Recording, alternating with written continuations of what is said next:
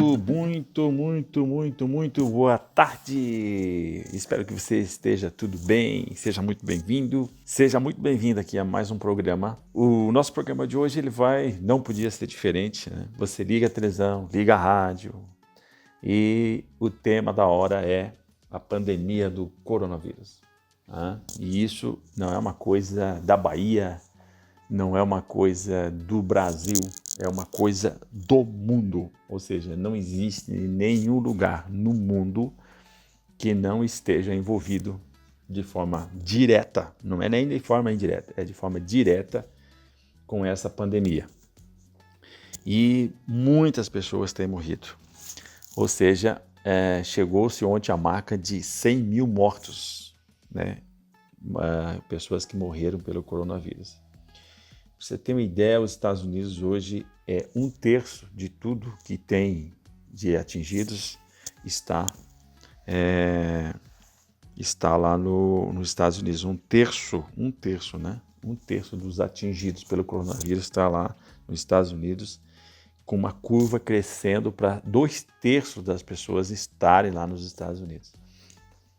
E olha que os Estados Unidos cometeu um grande erro, que esse é o motivo dessa minha introdução agora aqui. Ele cometeu o mesmo erro que a Itália cometeu, que se você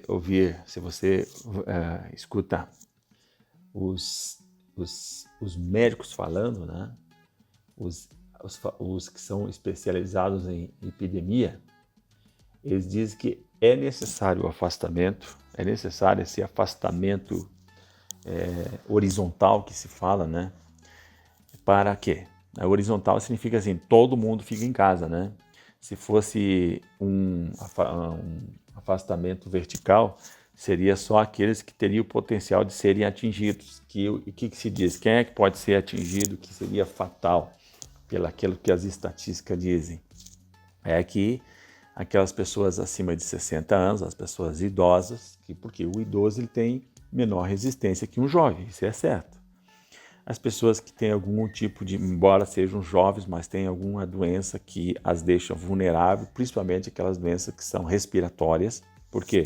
Porque o vírus, ele aloca em você, o coronavírus, ele vai alocar e ele vai diretamente para o pulmão. Por quê?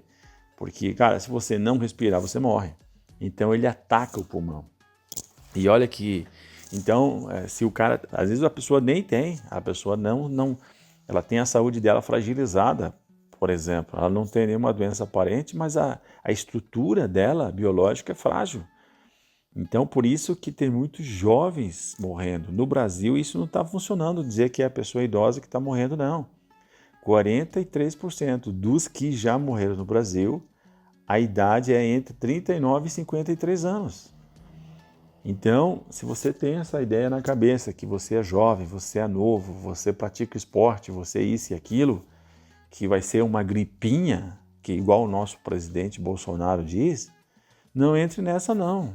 Não entre nessa não.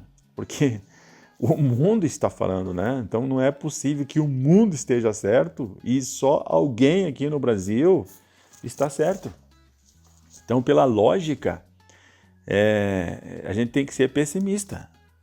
A gente tem que ser pessimista. Nesta hora, a gente tem que ser pessimista, porque as pessoas que mais morrem não são os pessimistas, são os positivistas, são os positivistas, né? Aqueles que dizem, isso aí não é nada, você vai passar. Claro que a gente torce que vai passar, claro que a gente quer que passe, mas existem evidências técnicas da qual a gente não pode ser negligente, a gente não pode ser imprudente, a gente tem que se acautelar, né, com as possibilidades daquilo que pode ocorrer. Então, os gráficos apontam que a gente precisa achatar essa curva, e é essa curva que eu quero que você entenda. Eu vi o argumento dizendo assim, olha, morre mais de 35 mil pessoas no trânsito e não tem esse movimento todo que está acontecendo aqui. Realmente, morrem por ano no Brasil mais de 35 mil pessoas em acidentes de trânsito e mais o dobro disso ficam hospitalizados, ficam com algumas sequelas gravíssimas e ocorrem muitas aposentadorias por invalidez decorrentes dos acidentes. Só que é o seguinte, aqui que você vai entender a curva. A curva dos acontecimentos, ela é achatada, porque os 35 que morrem no trânsito vão acontecendo durante uma janela de tempo que permite que os hospitais, a estrutura, né, as estruturas hospitalares de tratamento do sistema de saúde, né, a capacidade dele consegue absorver essas pessoas que chegam e consegue fazer o tratamento, atender. Ou seja, ninguém vai morrer porque não conseguiu a vaga, no caso. Agora pensa na sua cidade se acontece um acidente, e aqui vou pegar um exemplo bem que ficou bastante conhecido, uma cidade aqui de Rio do Sul, fica próximo aqui, ela é no meio do caminho aqui que vai para as praias, né? Então vinha muitos argentinos para o litoral catarinense. E certa feita aconteceu um envolvimento, um acidente gravíssimo que envolveu 2 ônibus e um caminhão. Ou seja, um ônibus vindo da Argentina provocou um acidente com um caminhão que envolveu um outro ônibus aqui local. E de uma hora para outra, imagina que cerca de 45, 50 pessoas tiveram que ser internadas. Ou seja, para atender esse acidente. E é óbvio que a estrutura da cidade de Rio do Sul, hospitalar, não conseguiu atender. Por quê? Porque veio muita gente na mesma hora. Isso significa que houve uma curva acentuada, uma curva muito rápida, que ela subiu muito rápida. E aí o que aconteceu? Claro que teve que deslocar essas pessoas para outros hospitais aqui, regionais aqui, próximos. E é claro que um exemplo local para você entender aquilo que está acontecendo no mundo, né? Ou no Brasil e no mundo. E aí a gente pega a Itália. A Itália ela não restringiu, ela não deixou as pessoas em casa, né? Então é como se dissesse assim, ao invés de você vir de ônibus, não, você vem de carro. Então você pega aí 45 que vem num ônibus e bota 45 distribuído em 3, 4 em cada carro. O que vai acontecer? Não vai acontecer um acidente que vai envolver esse número grande de carros, mas pode acontecer um acidente que vai chegando aos poucos. Chega a 4, chega a 5, não chega a 30, não chega a 40. Então, é isso que é a metáfora que eu estou usando para você entender a importância de você ficar em casa, atender aquilo que está dizendo. Se você não precisa sair de casa, não saia de casa, não saia de casa. E se sair de casa, usa máscara, faz uma máscara em casa, dá um jeito ali, não é tão difícil de fazer isso. Compra um álcool em gel, passa álcool em gel toda hora, né? Não fique distante das pessoas se você tem que sair. Respeite o espaço entre as pessoas, né? Use máscara, respeite, lave as mãos, né? Ou seja, evite aglomerações. Para você não levar para dentro da sua casa, para dentro daquelas pessoas que mais você ama, o vírus.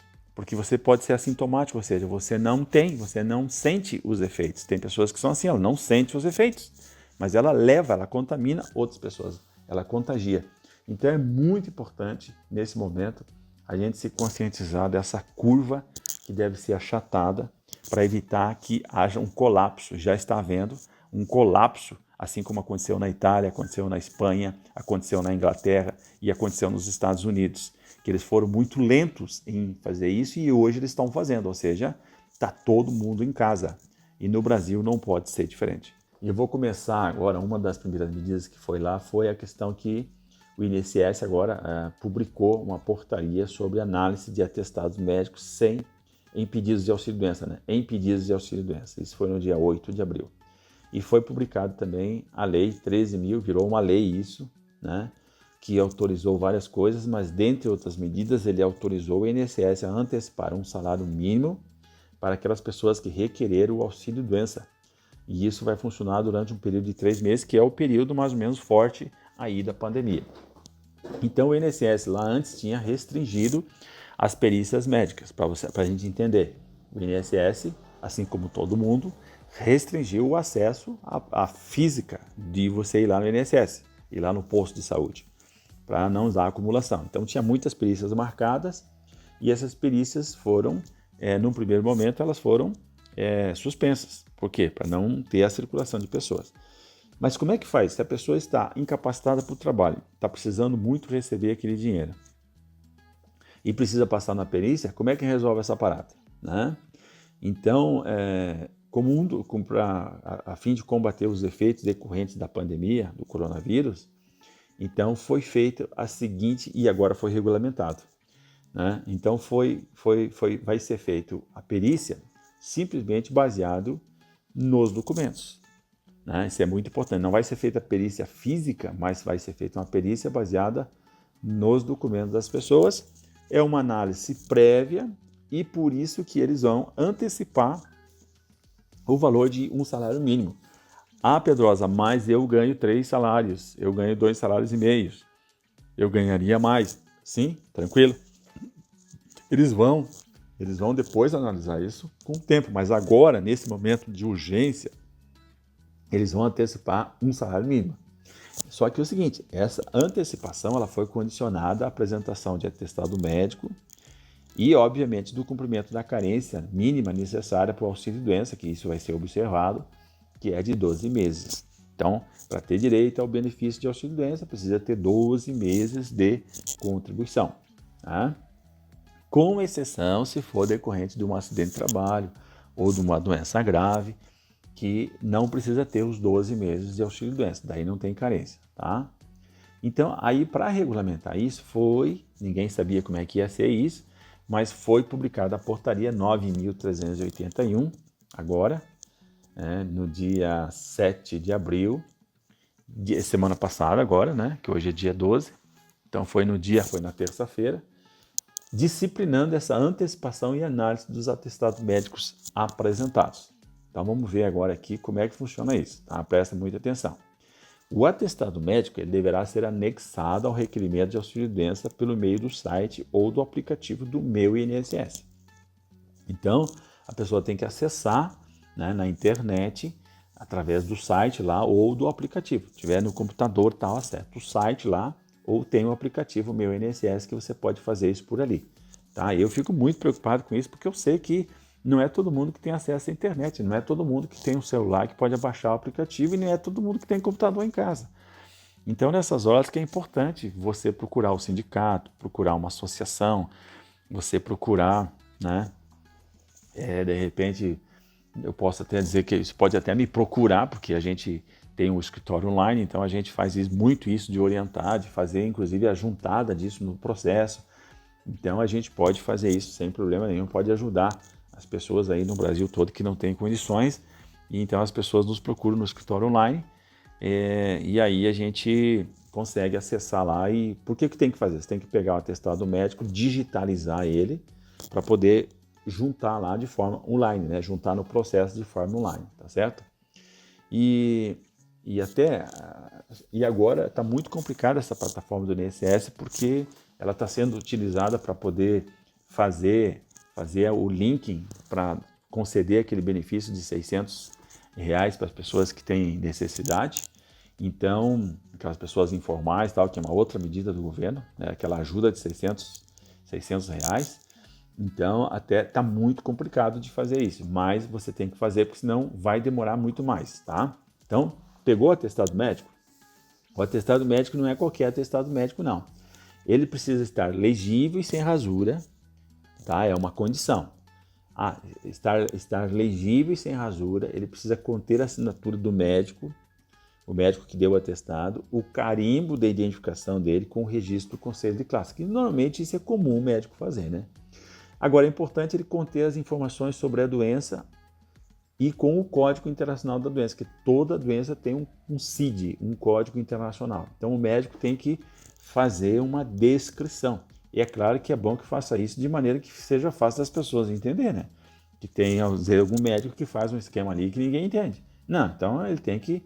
Você pode pedir para ele, não, por favor, doutor, o senhor faça, né, de uma maneira que seja fácil de as pessoas compreenderem. As pessoas vão observar isso e vão ler. Se elas não entenderem, isso aqui vai ser mandado de volta, tá? E outra coisa importante que seria que o médico, descrever com bastante precisão ali, com bastante clareza, qual o prazo estimado de afastamento do trabalho e qual o prazo estimado do afastamento para poder fazer o tratamento. Então é isso que vai precisar, estar legível, conter a assinatura do médico, com o registro lá no conselho, carimbinho, e conter a informação da doença. A pessoa tem tal doença com o CID tal e precisa ficar afastada pelo prazo mínimo de 90 dias em repouso necessário para o tratamento X tal, né? E tal. É isso que precisa. Isso tem que estar bem claro, porque se não tiver claro, eles vão mandar de volta. Tem mais de 1.300.000 pessoas, né, pessoas em processos aguardando a apreciação. E eu diria assim que 80% de cada 10 pedidos, 8 é de auxílio-doença. Então dá para a gente dizer que 80% de tudo isso é de auxílio-doença. Então, após fazer isso aqui, né, então tem que digitalizar esse documento e enviar, né, juntar no pedido do processo que está lá colocado no INSS. Se você tem alguma dificuldade, procure alguém que possa te ajudar nesse sentido, tá? E procura alguém que vai te ajudar nesse sentido. E eu me disponho, né? Se você tem alguma dificuldade, você pode entrar em contato com o escritório online. Ali no site da rádio tem ali os dados para você falar comigo. Pedir ajuda nesse sentido que a gente vai fazer. Tá ok? Beleza? Então é muito importante isso, tá ok? Muito importante para você antecipar o seu benefício, que é uma das primeiras medidas de enfrentamento que vai ajudar muita gente que está nessa condição. Bem, a gente falou já do coronavírus, falou da pandemia no primeiro bloco. No segundo bloco a gente já colocou a medida do auxílio-doença, que é muito importante que você tenha um atestado médico para que você junte isso lá no processo e fazendo isso você vai ter a chance de que seu processo seja despachado o mais rapidamente possível, tá? Então, e vai atrás disso, se você já juntou o atestado, mas o atestado não tem aqueles critérios que eu falei, então você precisa correr atrás, né? Que é o quê? Vamos relembrar, não pode ter rasura, o médico deve ter assinado e carimbado isso, né? Que isso aí é bem padrão. Agora, é importante que o médico coloque lá o CID, o Código Internacional da Doença, descreva qual é a doença e, principalmente, qual é o tempo necessário que precisa para que você fique afastado para o tratamento. Em fazendo isso, o INSS vai de cara ver que você tem a carência de 12 meses, ok? Isso aí é bem fácil de ele ver. Tendo atestado, ele vai confiar naquilo que o médico está falando e vai te antecipar, vai te liberar ali por um período de até 3 meses o valor de um salário mínimo, né? R$1.045. R$1.045, tá? Pedroso, mas eu ganho mais. Não tem problema. Depois lá, quando passar isso, ele pode chamar você para uma perícia, né? Para dar um pouco, esclarecer melhor a coisa, na hora que isso vinha ser normalizado.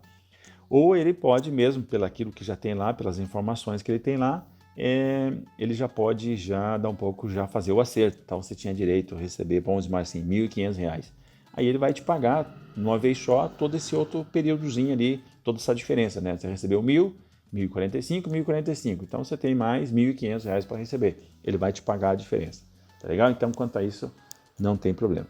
Agora tem um detalhe seguinte. Que a gente falou no começo que a primeira coisa que eles vão observar é se você tem carência por benefício. Ou seja, se você tem um ano de contribuição para poder ter direito no auxílio-doença. Vamos imaginar que a pessoa ela não tenha, né? É um caso de um vigilante que ele começou a trabalhar agora recentemente e ele foi contaminado e ele está afastado, mas se ele for dar entrada no pedido de auxílio-doença, não vai ser aceito porque ele não teria carência, tá? Então isso é uma coisa que a gente não pode desconhecer, essa excepcional situação de dificuldade, né, que vai ocorrer várias pessoas, tá, que são vigilantes contratados há poucos meses, ou principalmente pessoas autônomas que abriram seu negócio recentemente, ou começaram a contribuir recentemente, ou que estavam aí estavam aí com a sua carteira assinada e ficaram muito tempo, ficaram mais de 2 anos sem ter contribuição e estavam pagando o carnezinho.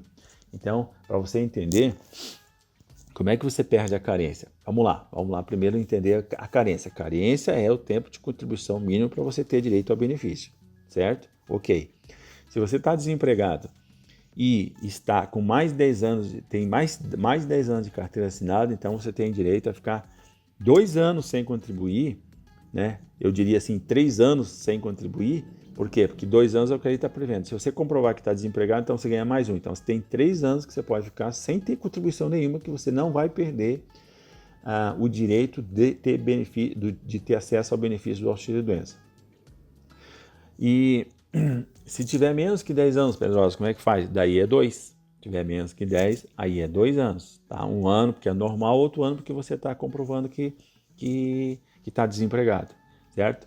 E para quem estava pagando o carnê e não pagou mais, coisa e tal, são 10 meses. 10 meses.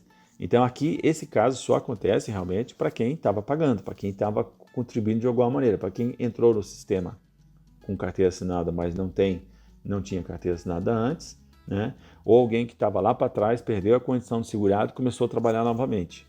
Então aí precisaria, para quem começou a trabalhar novamente, vamos imaginar que você ficou mais de 3 e mais de 2 anos lá sem ter a carteira assinada. E aí o que acontece? Você perdeu a condição de segurado. Você começou a trabalhar novamente, teve a carteira assinada. E aí o que acontece? Você precisa trabalhar mais 6 meses para recuperar o tempo para você ter direito ao auxílio-doença. Então, nesse contexto, quando é que não precisa carência? Quando acontece um acidente de trabalho ou quando a pessoa é acometida de uma doença, uma grave doença que está lá no rol que o INSS tem lá. Então, ele tem um rol de doenças graves lá né? Um rol de doenças graves que exime a carência, né? Então, que seria o caso lá de tuberculose ativa, de alienação mental, esclerose múltipla, cegueira, paralisia irreversível incapacitante, cardiopatia grave, doença de Parkinson, nefropatia grave, estado avançado da doença de Paget, que é aquela osteite deformante, a síndrome de deficiência imunológica, que seria a questão da AIDS e tal, ou questão de contaminação por radiação. E o coronavírus não está lá, né? O coronavírus é uma coisa nova, aí tá? Não está nessa lista. Mas aí o que acontece? A justiça entende, né? A justiça entende, principalmente aqui o Tribunal Regional Federal da 4ª Região, da Justiça Federal, que é aqui do Paraná, Santa Catarina e Rio Grande do Sul, e isso dá um efeito para o Brasil, entende que esse rol aqui, ele é exemplificativo, ele não é taxativo, ele é exemplificativo, ele é um rol que ele exemplifica que pode ter outras doenças que é o caso do coronavírus, que é uma doença gravíssima pra caramba, que está aí, é uma pandemia, que é uma situação de força maior, é uma coisa que provocou uma emergência de saúde pública. É óbvio que essa doença que já matou mais de 100 mil pessoas no mundo, vai morrer muito mais gente ainda, que infelizmente, né, os Estados Unidos, por exemplo, prevê lá que vai morrer 250 mil pessoas só nos Estados Unidos. Então pensa na barbaridade que é isso. Então, o que eu estou dizendo? Que se a pessoa tiver numa condição que ela não tenha a carência para requerer o benefício de auxílio-doença, e se for o caso da aposentadoria por invalidez, e ela for acometida pelo coronavírus, é óbvio que essa pessoa vai ter que ser afastada, vai ter que ficar em quarentena, certo? Vai ter que ser tratada. E aí que entra a questão, como é que faz? Ele entraria no auxílio-doença ou não entraria no auxílio-doença? E aí o que a gente tem até agora? A medida provisória 927, ela determina que os casos de contaminação pelo coronavírus, elas não serão considerados ocupacionais, exceto mediante a comprovação do nexo causal. O que quer dizer isso? Quer dizer que se a pessoa for simplesmente contaminada pelo coronavírus, o coronavírus não será considerado como uma circunstância que caracteriza uma doença ocupacional, né? A não ser que seja para o enfermeiro, porque o enfermeiro já é da natureza da atividade dele o relacionamento com pessoas com agentes nocivos e infecto-contagiosos, certo? Né, os profissionais da saúde, né, o médico, o enfermeiro, o técnico, as pessoas que se relacionam com pessoas doentes, elas o serviço delas já tem esse risco. Assim como o vigilante, né? O risco do vigilante é enfrentar ações criminosas. Então isso já é da natureza do vigilante. Agora, os casos que não se enquadrem, como é que faz? Então é preciso provar que o nexo causal. É preciso comprovar que você ficou contaminado em razão do trabalho que você realizou, em razão do ambiente ou por alguma circunstância da forma com que esse trabalho foi prestado. Que é o caso, por exemplo, do vigilante, que não é o caso de, no dia a dia dele, na ocupação dele, ele não enfrenta coronavírus, mas agora, pelas circunstâncias do meio ambiente do trabalho, agora ele estaria. Então, isso iria caracterizar esse nexo causal para poder requerer o benefício de auxílio-doença isento de carência. E assim serve também para o motoboy e para diversos profissionais que estão trabalhando hoje, né, frentista de posto de combustível. Tá ok? Beleza? Espero que você tenha entendido. Se você não tem, manda aí a dúvida que a gente esclarece melhor. Qual é a importância de o auxílio-doença ser considerado, o auxílio-doença decorrente do coronavírus ser considerado ocupacional, tá? Que a medida provisória está dizendo que ele não seria considerado, a não ser que fique comprovado o nexo causal.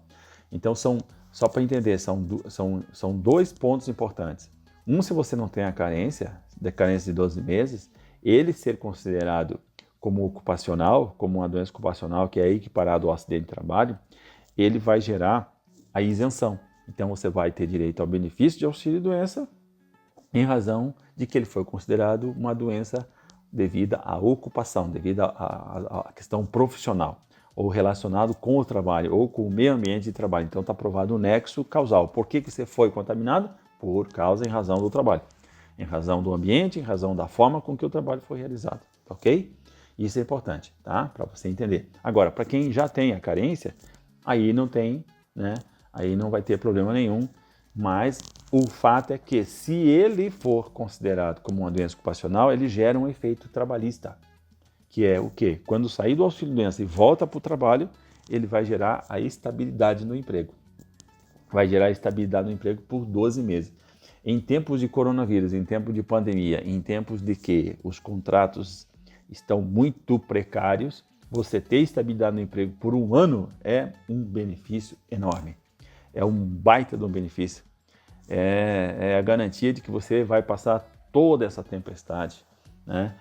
E a empresa não vai poder te mandar embora. Então essa é a grande vantagem, eu diria, né, de ter a garantia de emprego aí por esse período, e por isso a importância de você caracterizar. Aí vem a questão, como é que eu vou caracterizar isso, Pedrosa? Então é importante você caracterizar esse nexo causal. Se for o vigilante, agora falando para o vigilante, você que é vigilante, como é que você vai comprovar esse nexo causal? Para comprovar que houve um link, houve um nexo de ligação, de causa entre o que aconteceu e a razão do seu trabalho. Como é que você vai fazer isso? Então é preciso você documentar isso, tá? Primeiro você precisa... Então hoje é muito fácil você filmar o ambiente de trabalho, filmar os procedimentos que você realizava, né? Alguém filmando você lá trabalhando, porque o vigilante é o que faz o controle de acesso, né? O vigilante faz o controle de acesso de pessoas, o vigilante tem que fazer o controle das filas, o vigilante está na frente das instituições, principalmente se for hospitais públicos, hospitais privados, instituições de saúde. Então agora isso aí está pegando. E o vigilante vai se relacionar. O vigilante vai se relacionar com isso aí e vai se expor. Então é a questão do ambiente de trabalho que está contaminado, que vai gerar as razões, né, os motivos, né, a presença do agente nocivo que vai acabar afetando o vigilante. Então você comprova isso filmando, batendo foto, né? Agora, mais importante do que isso, muitas vezes as empresas, inclusive o sindicato do estado da Bahia, está denunciando ali que os vigilantes estão sendo colocados para trabalhar sem nenhum equipamento de proteção, né? O que seria equipamento de proteção? Seria luvas, seria a máscara, básico, né?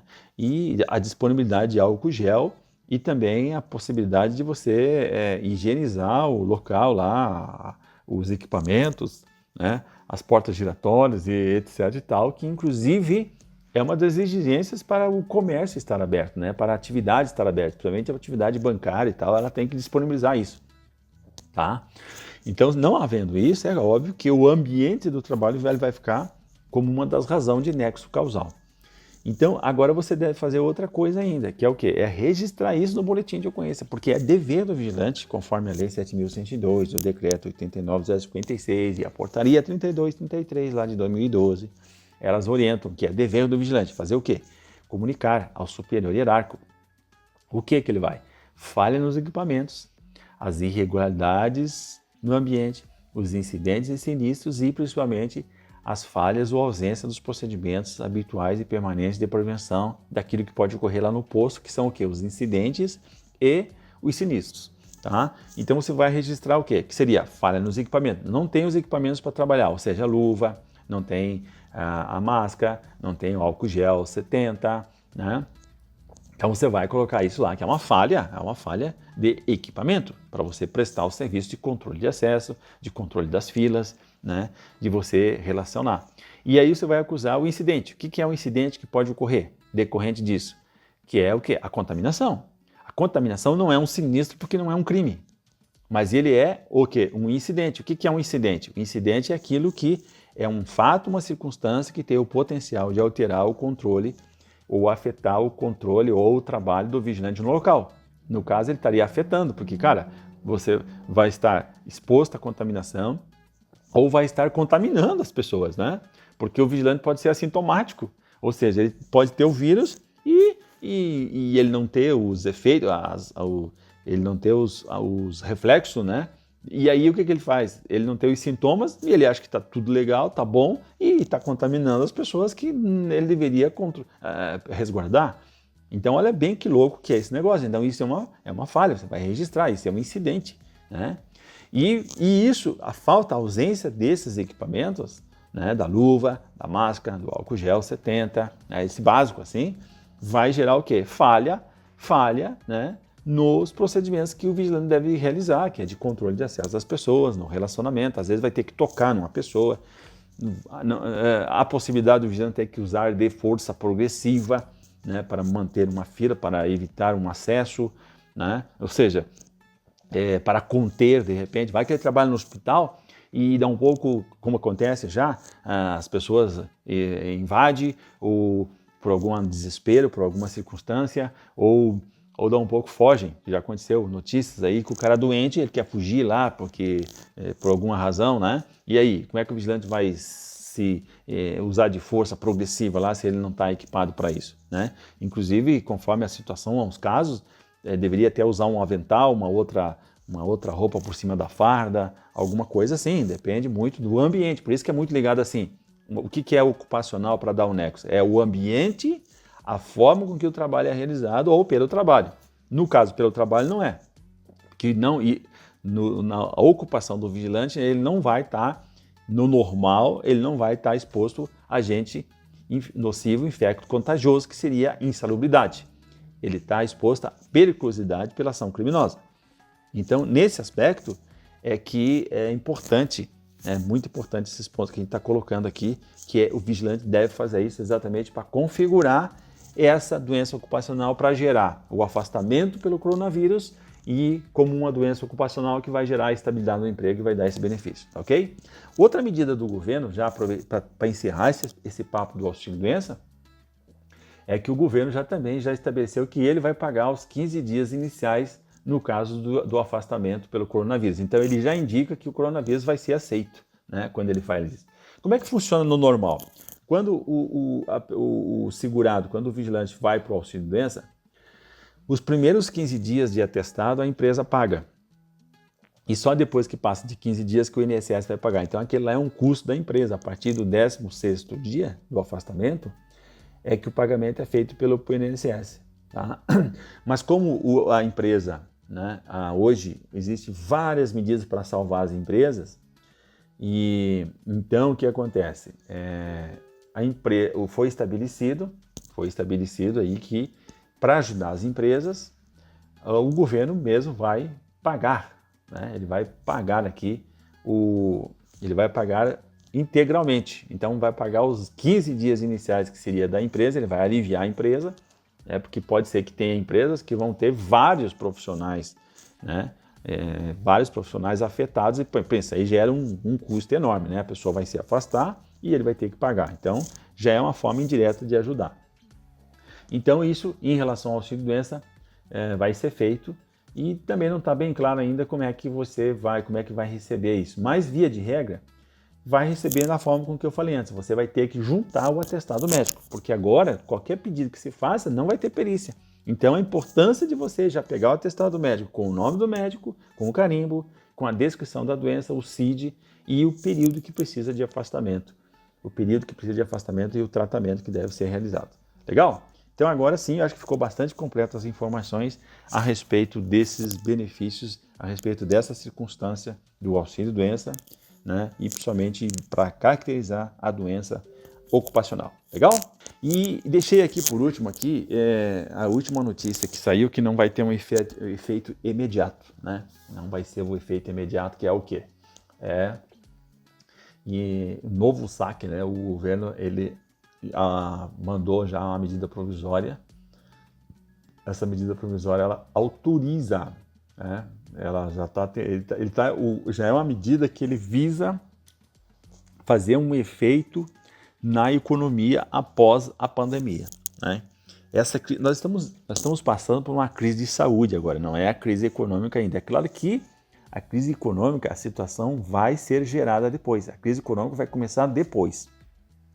Agora nós estamos numa crise de saúde pública, certo? Um momento crítico muito importante. Por isso que foi decretado o estado de calamidade, tá? E aí, saindo dessa crise de saúde, nós vamos entrar, como uma consequência, na crise econômica. Não tenha dúvida de que empresas vão fechar. Aquela empresa que já estava pela bola 8, aquela empresa que não tinha estrutura, que já estava meio no veneno, cara, agora ela foi. Não tem salvação. Por mais que se faça a coisa que esteja fazendo, o governo vai salvar tudo. Essas medidas são para salvar as empresas que elas têm o potencial de se salvar, porque senão não vai. E aí o governo, já pensando lá no reflexo na economia, ele liberou aqui, né, para reduzir os efeitos sociais e econômicos da pandemia do coronavírus. Então, através de medida provisória aí na terça-feira dessa semana, né, que é dessa semana passada, dessa semana que a gente está terminando, ele libera o saque de um salário mínimo, né, de R$ 1.045 dos recursos do FGTS por qualquer trabalhador, né? Então, essa medida, ele já está pensando que vai dar, segundo os jornais, vai injetar aí 36,2 bilhões na economia. Ou seja, que é para dar uma pegada boa, né? E já existe também um projeto de lei, que eu não sei se não vai ser aprovado, que já está conforme o tempo de trabalho e tal, tem um escalonamento que vai poder sacar até 5 mil e pouco, até 6 mil e pouco, na verdade, lá. Tá? E eu não sei se os caras não aprovam esse projeto, sabe por quê? Porque é ano de eleição. E ano de eleição, os políticos ficam pensando muito em medidas populares para poderem usar isso na eleição. A gente tem que ficar muito ligado, muito esperto. Tanto os deputados quanto os senadores têm os seus interesses, né? E aí o que acontece? Com medidas populares, eles arregimentam a empatia, né? Então, a satisfação dos seus eleitores. Mas enfim, o que tem de concreto que eu vou falar para vocês hoje é essa notícia do FGTS que vai, então você pode colocar aí que em junho, né? Não vai ser agora, vai ser em junho, né, que nós estamos em abril aqui, metade de abril, maio, junho, já é um mês e pouquinho, que é o tempo de passar essa fase de organizar os R$ 600 que está sendo dado para aquelas pessoas que são empobrecidas, que estão abaixo da linha do Equador, como eu digo, aquelas pessoas da informalidade, que não têm vínculos, né, aquelas pessoas que realmente foram muito afetadas. Então vão receber essas duas parcelas aí de R$ 600, que é por 2 meses, podendo ser prorrogado para mais um mês, seria 3 meses. E aí, né, para desafogar a Caixa Econômica, aí vai ser liberado esse 1.045 de FGTS aqui para todos os trabalhadores aí em junho, tá? E e vai afetar aí mais ou menos 21 milhões de pessoas. 21 milhões de pessoas. Quem que vai poder sacar? Todos os trabalhadores com saldo nas contas ativas, né, e inativos no fundo, tá certo? E o limite vai ser de 1.045, tá? E quem tem mais de uma conta poderá sacar de todas. Tem gente que pode ser que não consiga somar 1.045, mas quem tiver, por exemplo, R$ 500 numa conta, né, e 1.500 em outra, ele poderá tirar o 500 de uma e o 545 da outra, tá? Então o valor máximo somando de tudo é 1.045, né? Que o cara às vezes tem mais de uma conta, que era muito possível de ter antigamente, né? Então ele ia sacar de cada conta. Não, é 1.045 no total e não tem, tá? E o saque começa pelas contas inativas, que estão sem receber depósito, com menor saldo, e depois as contas ativas também com o menor saldo. Então começa por aí, tá? Então começa sempre de baixo para cima, né? Aí os últimos que vão sacar, aqueles que já têm mais tempo de serviço e tal. Mas pode ser que essa medida provisória, ela tem validade por 120 dias, que vai dar bem no prazo lá. Então nos 120 dias ela tem que ser discutida para poder se tornar uma lei.